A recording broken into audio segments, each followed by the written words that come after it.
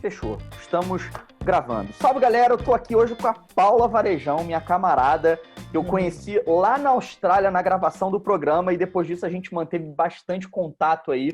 A gente sempre tá falando muito sobre café. Paula, seja bem-vinda aí a essa minissérie que a gente está fazendo aí sobre comunicadores do café.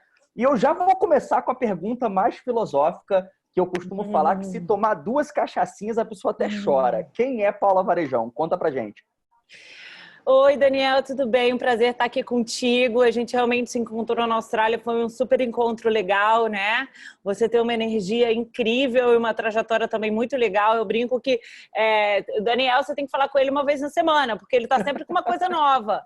Tem dia que ele está com a live no Instagram, daqui a pouco ele já está fazendo aqui no Zoom para o YouTube, daqui a pouco é um podcast, um site. É o menino, que hora você fez esse site? Aí ele está mudando de cidade, cursos, né? Oh, meu Deus! É bem assim mesmo. Mas eu acho que nesse mundo... Isso, ligado no 220, né? Mas nesse mundo do café, inclusive no mundo dos comunicadores do café, que você também se encaixa nisso, né? A gente está sempre se encontrando, está sempre se vendo nos eventos, né? Enfim, a gente acabou fazendo até um evento juntos, né? Lá na Blooms, em Blumenau, enfim. E que bom que a gente está se topando, seja virtualmente ou presencialmente, né? Mas vamos lá, quem é Paula Varejão? Eu acho que eu, na verdade, acima de tudo, eu sou uma comunicadora, né? E acho que a gente vai falar um pouco sobre isso quando a gente fala de comunicador no café, né? Eu acho que o meu grande trunfo, a minha grande capacidade é traduzir temas técnicos e pesados e deixá-los leve, né? Eu acho que eu sou jornalista, sou capixaba, e eu acho que a grande função do jornalista, na verdade, é essa, né? Você aprende com os especialistas e traduz essa informação para o grande público. E eu acho que minha vida inteira ela é guiada, acho que em cima disso. Eu sempre gostei de aparecer. Quando eu era criança, eu gostava de dançar no meio da sala, eu nunca pude ver uma câmera, um microfone, assim, sempre fui aparecida.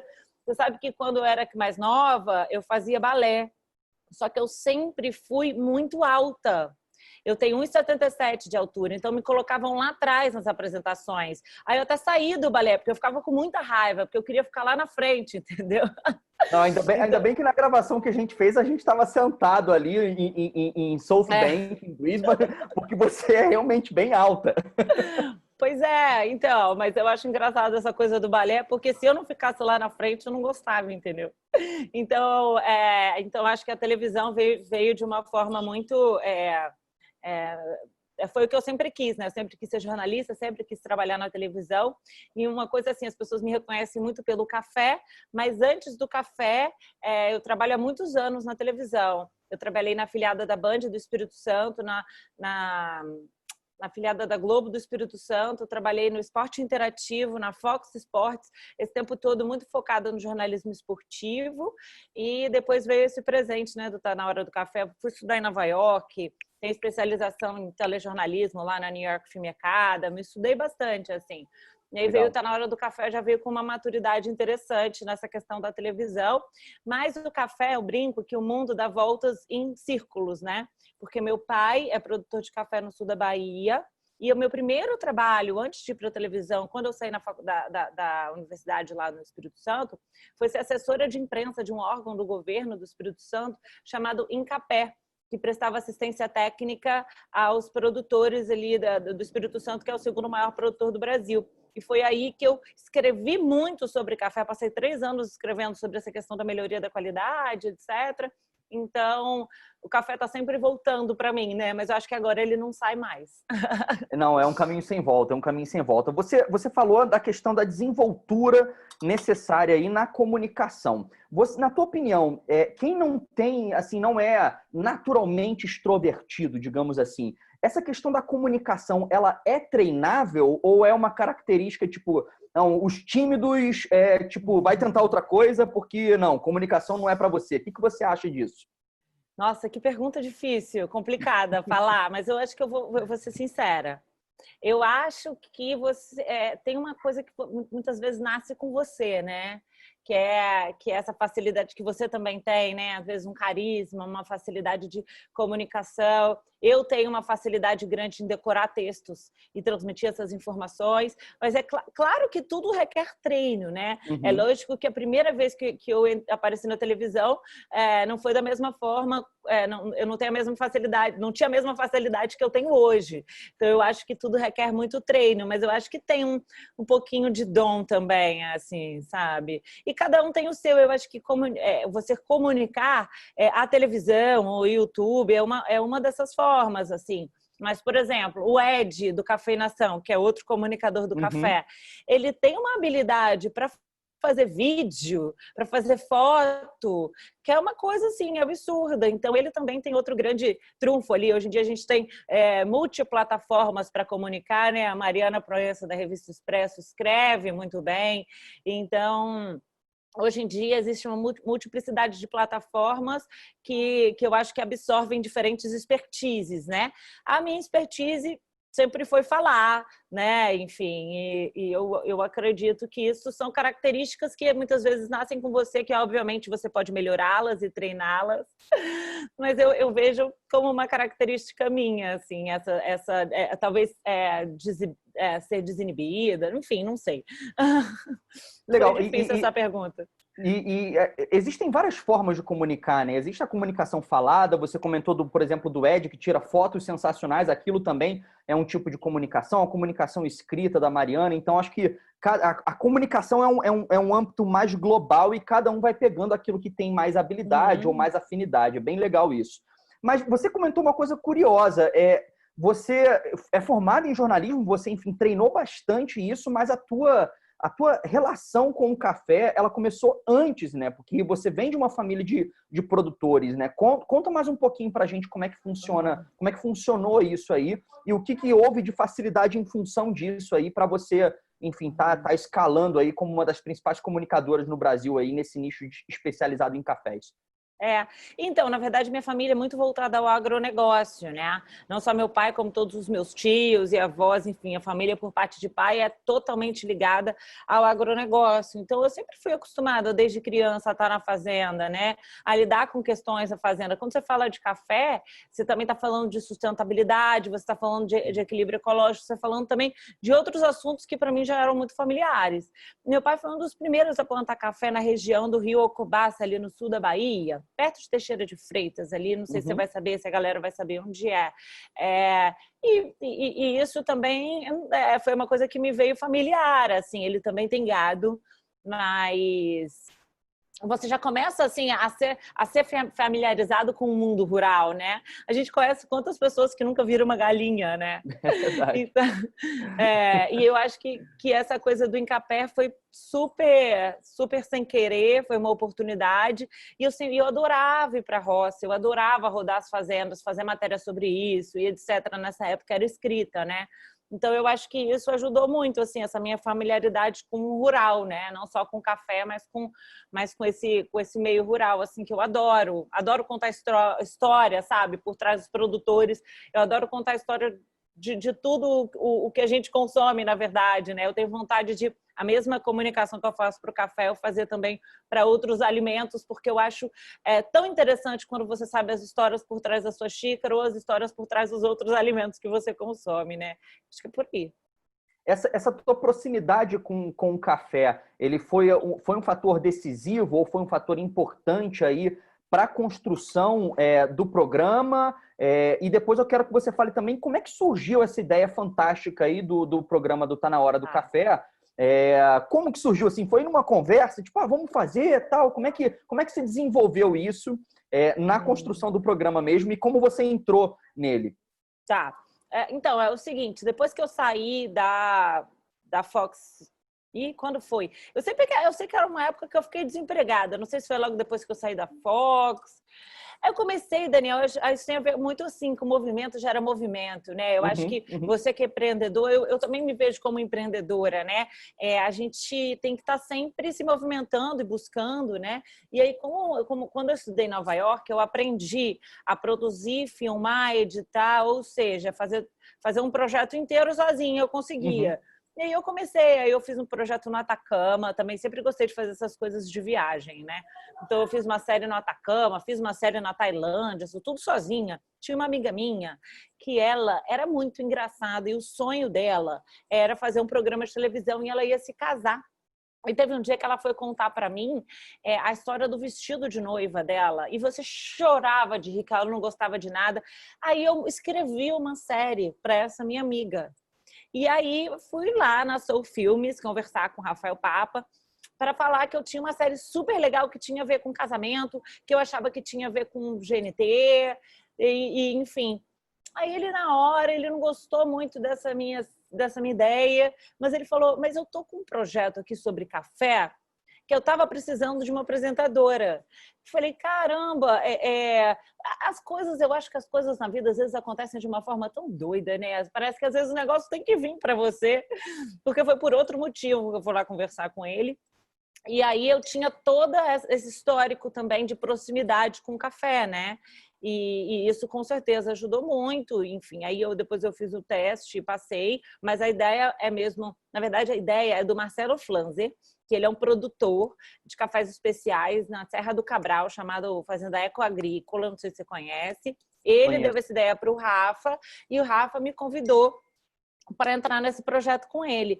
E eu achei assim, que encaixou como uma luva. Eu acho que eu tinha algum conhecimento, mas eu achava que eu sabia alguma coisa no café. Quanto mais você sabe, mais você vê que você precisa aprender, né? Então eu acho que alguma ingenuidade minha no decorrer do programa foi legal. Muitas pessoas me falam isso, porque eu acabava fazendo justamente perguntas de leigos, né? Eu acho que corria um risco de ter alguém muito especialista ali e não atingir tantas pessoas como atingiu pela linguagem mais ingênua, talvez, né? Então foi assim que tudo aconteceu. A gente fez a primeira, aí a segunda temporada eu já vim como pesquisadora, como roteirista, e eu já ajudei a escrever o projeto da segunda temporada, que foi Pelo Mundo. E aí deu super certo, assim. A segunda temporada eu vejo mais como um filhinho meu do que a primeira. Eu meio que eu entrei no meio do processo e acabou dando certo. Na segunda você já teve um papel mais de direção ali, de criar mesmo, de meter a mão na massa ali.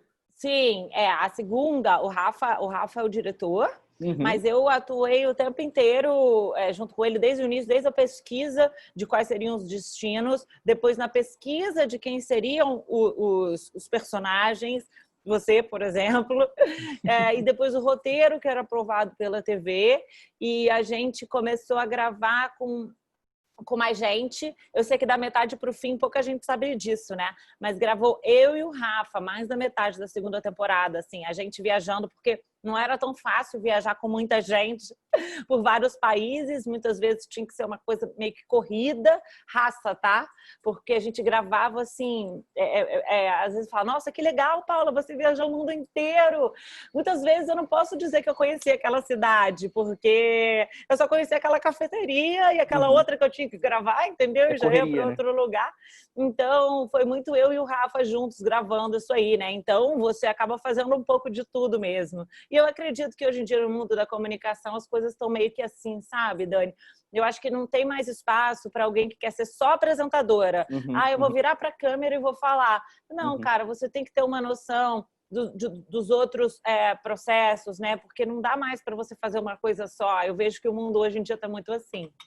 Legal. Você já até respondeu uma das perguntas aqui que eu tinha como tópico, que era a questão dos desafios que você enfrenta na gravação. Eu acredito que muitas pessoas mesmo pensam, né, que tipo, não, é uma viagem, é curtição, nossa, tal, que legal. Mas é correria, né, cara? É correria braba mesmo, cara. É difícil, ainda mais que a gente fez na raça ali, eu e o Rafa. É óbvio que foi incrível ter ido para a Indonésia, foi incrível ter ido. Eu acho que no programa eu vivi experiências, assim, as experiências da minha vida, porque acho que nem se eu tivesse todo o dinheiro do mundo, eu teria vivido essas experiências, como subir um vulcão na ilha de Java e chega lá, tem um lago ácido verde, fluorescente na cratera, e as pessoas retirando pedras enormes, amarelas de enxofre ali. Depois a gente desceu o vulcão, foi recebido por um ritual, sabe?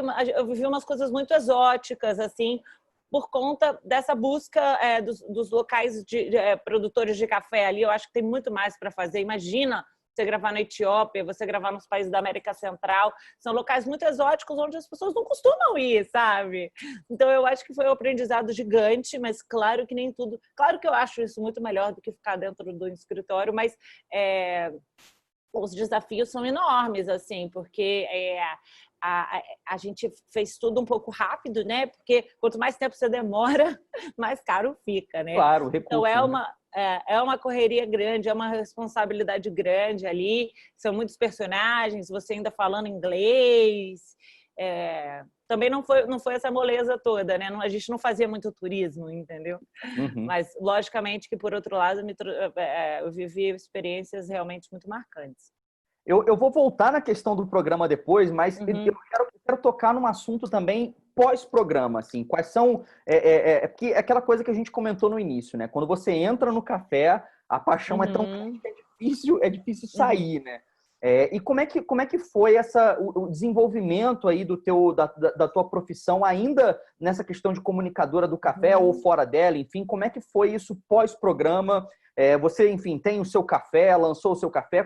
Conta um pouco mais do Tá. pós tá na hora do café. Então, o pós-Hora do Café é minha vida hoje, assim, que já não se resume mais ao programa, né?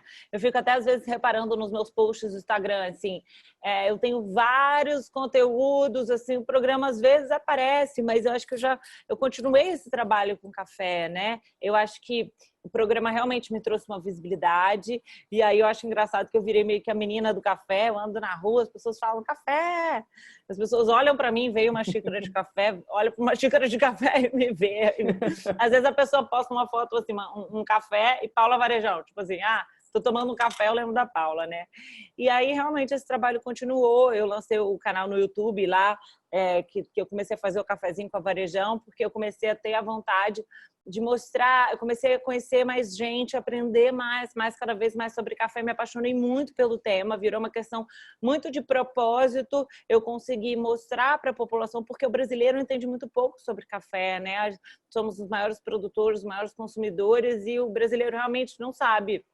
Então, começou a ser um prazer mostrar que o café poderia ir muito mais longe, né, no dia a dia das pessoas, elas poderiam ter uma experiência sensorial muito mais interessante com o café e também ter uma escolha muito mais consciente, sabendo das histórias por trás da xícara, de onde vem esse café, sabendo dos diferentes terroirs, uma série de informações que eu comecei a ter esse propósito de passar e também contar outras histórias que eu não tive tempo de contar no programa. Então, aí para isso veio o YouTube e o Instagram é muito forte, né? A gente fala de comunicadores, é enlouquecedor aquilo ali. Todo dia eles lançam uma ferramenta nova, é a live, é o Reels, é o IGTV, entendeu? São os stories, é o feed. Então, cara, como o Instagram dá trabalho?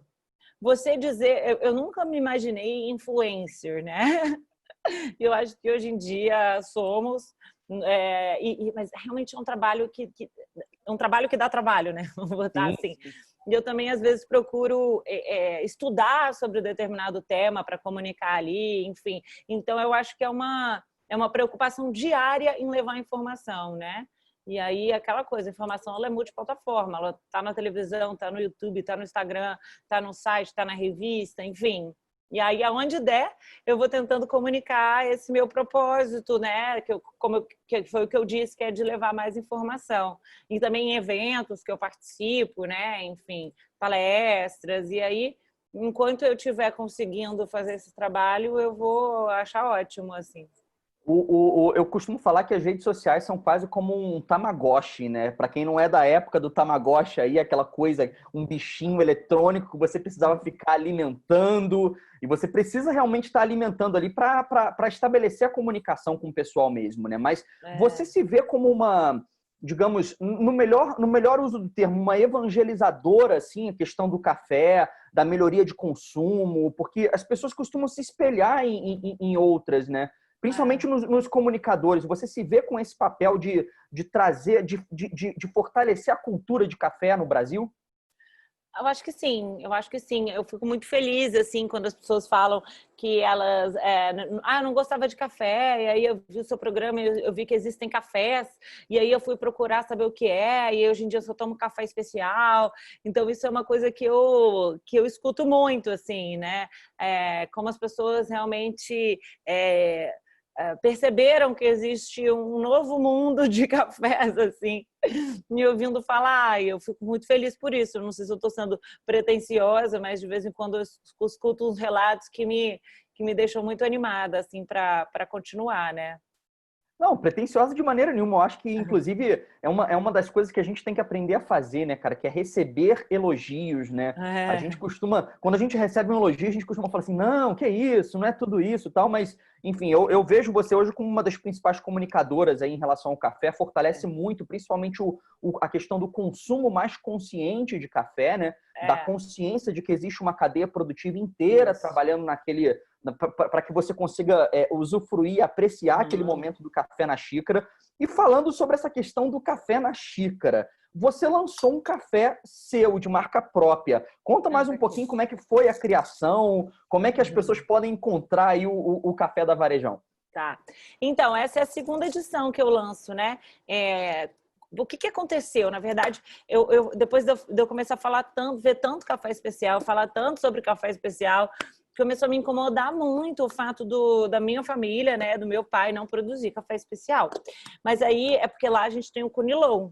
Então, muito se imaginava, não só eu, que o café Conilon, ele é aquela coisa assim, é o robusta, é um café mais para misturas, é um café meio patinho feio. Mas aí depois eu fui descobrir esse movimento dos cafés Conilon especial, né? O que vem ganhando muita força, a gente começou a perceber cafés incríveis 100% Conilon. Então, eu iniciei esse trabalho de melhoria da qualidade do café lá da fazenda. Fomos até no Venturim, conhece? Conheço a Fazenda Venturim. Fomos lá no Venturim, com toda a turma lá da fazenda, o Gustavo Sturm também, da Fazenda Bom Retiro, que também é um excelente produtor, também ajudou muito. E aí a gente teve uma safra que já trouxe um café especial, e aí eu fiz um blend com café do Caparaó, do sítio Santa Rita, porque eu achei muito interessante essa questão de trazer o café Conilon num blend, não só para baratear o processo, ou enfim, para agregar, na verdade, né? Um café Conilon de melhor qualidade, eu achei que ele deu corpo ao blend, sem tirar a doçura do café ali do Caparaó, achei que foi uma excelente experiência. E aí a gente continuou esse trabalho. Ano passado a gente fez um processo de fermentação e aí a gente ficou em primeiro lugar no concurso de qualidade lá da região, né, do sul da Bahia. Aí eu lancei essa latinha aqui, que é essa preta, que é o café premiado, né, um microlote, que é uma edição limitada. Tem pouquinhas ainda, eu acho que deve ter umas 100 latinhas. E onde que as pessoas encontram? Isso é importante. Então, no site do Have a Coffee, não sei se você conhece. Conheço. Uma turma de jovens bem bacana que trabalha com café muito ali nas montanhas do Espírito Santo. Eles são meus parceiros de logística, né? Eles também torram o café e distribuem. Então, vende no site do Have a Coffee, que Legal. é o www.haveacoffee.com.br. Então, é lá que você pode encontrar, mas corre porque é realmente uma edição limitada, acabou. E aí eu não sei, né? Quem sabe eu invento outra moda para o ano que vem. Agora a gente começou a renovar as lavouras lá na nossa propriedade, né? Porque eram ainda mudas clonais, né? Era semente, clonal era semente. Então eu acho que existem variedades hoje em dia muito mais desenvolvidas e a gente viu a necessidade de fazer essa renovação para que mais para frente tenha um café melhor ainda. E aí eu não sei se eu lanço outro café ou não, ano que vem, vamos ver. Vai ficar aí para a expectativa aí da galera que estiver acompanhando aí, se vai ter um outro lançamento ou não. Legal. Mas ficou bem bonitinho, né? Ficou bem legal, ficou bem legal. Eu adoro coisas pretas, né? Tipo, preto e branco, para mim, eu sou daqueles que menos é mais. Eu acho que ficou bem bacana mesmo. Cara. Eu achei que ficou tão chiquezinha. Quem fez foi a GSB2 Publicidade. Eles fizeram o design, a latinha da Loja da Lata. E tem essa questão também de ser um café e um presente, né? Depois você deixa lá na sua casa, põe uma plantinha, põe, sei lá, caneta, tem algumas coisas que você pode fazer assim. Mas é um produto também que vem muito para desmistificar essa questão do café Conilon. Porque, falando ainda em comunicadores, em comunicação, a gente também comunica por meio de produtos, né? Então, é uma forma também de levantar essa bandeira do café Conilon que eu defendo. Eu acho Legal, que legal. precisa haver essa quebra de preconceito aí. Sair um pouco aí da ditadura do Arábica, né? Eu achei muito legal um café Conilon que eu provei que estava escrito assim, 0% Arábica.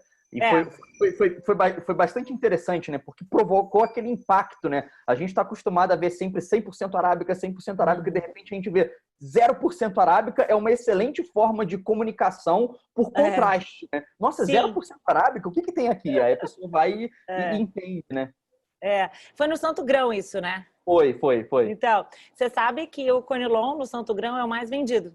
Mais do que o Legal, Arábica. A legal. Keiko lá me falou isso. Eu falei, gente, tá vendo que interessante? Então, eu acho que isso está começando a ser uma questão comprovada nas cafeterias, né? Que quando você põe um Conilon de qualidade, muitas vezes tem um público para isso, né?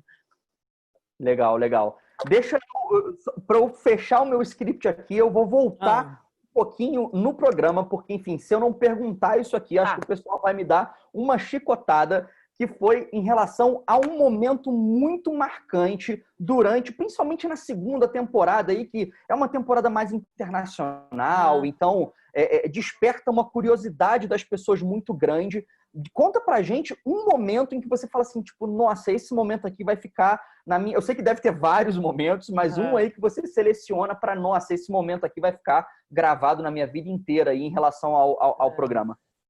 Bom, eu acho que na primeira temporada a principal pauta assim foi a do Caio Marcato, que é um fotógrafo, que ele fez um projeto chamado Wake Up, que ele pegava um café e jogava na cara das pessoas e tirava foto daquele splash, né?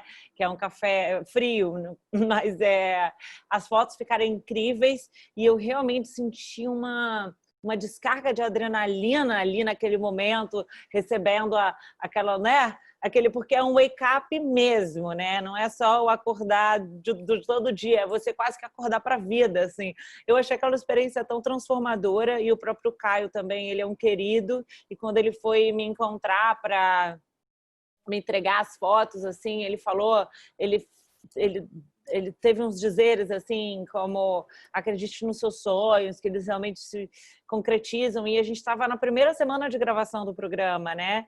E eu até me emocionei, assim, então eu acho que eu acho que essa foi a pauta que mais me marcou na primeira temporada. Na segunda, eu não tenho como dizer que não foi a Indonésia, porque é um país muito exótico, principalmente a Ilha de Flores. Teve um lugar que eu fui gravar lá que, cara, as pessoas viviam numas ocas muito doidas, e a gente também foi recebida por um ritual, e as pessoas ficavam olhando para mim assim como se eu fosse um alienígena, porque eu acho que ninguém vai lá. Eu andava, as pessoas andavam atrás de mim, assim, foi uma coisa muito diferente. E a plantação de café lá, Dani, eles nunca podaram e nunca adubaram, porque eles acreditam que se Deus quiser eles vão ter café. Olha. Se Deus não quiser, não. E aí a plantação, né, ali parecia uma floresta. Eu olhava assim, ali é o cafezal, a gente está acostumado com o Brasil, aquele cafezal todo bonitinho, né, todo podadinho. Lá não, lá era uma floresta, eles tinham que escalar os pés para poder colher. Aí depois a gente foi atrás do dragão de Komodo, que também foi super interessante, tipo numa busca ao dragão de Komodo, e depois a gente estava num barco, e aí no fim de tarde você vê os morcegos saindo para caçar, assim, naquele entardecer. Olha, que lugar exótico, assim, realmente aquilo ali. Ai, conversando com você dá tanta vontade de fazer outra, oh meu Deus. Então, assim, já antes de eu fechar aqui, já dando um spoiler, assim, tem perspectiva de ter terceira? Você tem conversado com o Rafael sobre isso? O pessoal sempre pergunta aí, tipo, vai ter terceira? Eu quero mais. Tem mais países para visitar aí em relação ao Sim. café? Como é que tá isso aí? Então, a gente é o que a gente mais quer, assim, é o que a gente mais quer. Eu te confesso que no início do ano, a gente chegou, final do ano passado, início desse ano, a gente chegou bem próximo. A gente chegou bem próximo a realizar uma terceira temporada, mas veio aí a pandemia, o coronavírus e as coisas realmente esfriaram, né? E eu não sei, Dani, realmente, assim, a gente vive uma transformação muito grande, né? Dessa questão da televisão para a internet, etc. Então as coisas estão andando muito rápido e eu quero muito fazer outra temporada, assim, é o que eu mais quero, e eu vou continuar buscando. Mas se também não tiver, eu vou estar sempre comunicando na plataforma que eu puder, assim, né?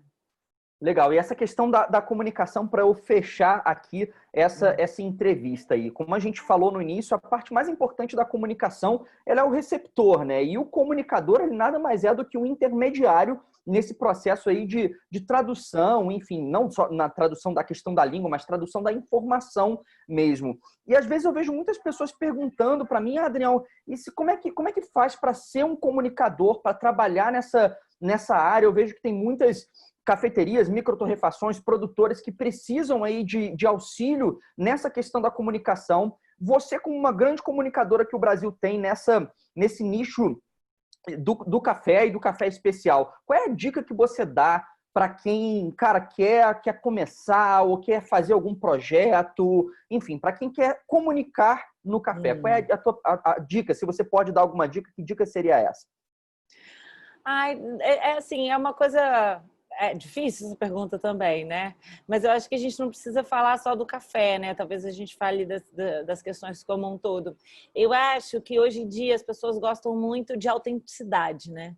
Então não adianta uma forçação de barra, sabe? Não adianta você ficar marcando as pessoas por trás da sua foto sem mostrar a marcação, já viu isso? Uhum. Não sei se adianta muito você ficar mandando o seu post para toda a sua lista de contatos. Por favor, curte e comenta. Eu acho que as coisas são muito orgânicas hoje em dia. Eu acho que as pessoas gostam de verdade, sabe? Eu acho que a verdade, principalmente com essa questão do Instagram, que abre muito a sua vida, né? Eu acho que a verdade acima de tudo. E o café, ele é muito lotado de curiosidades. E olha, 98% dos lares brasileiros tomam café.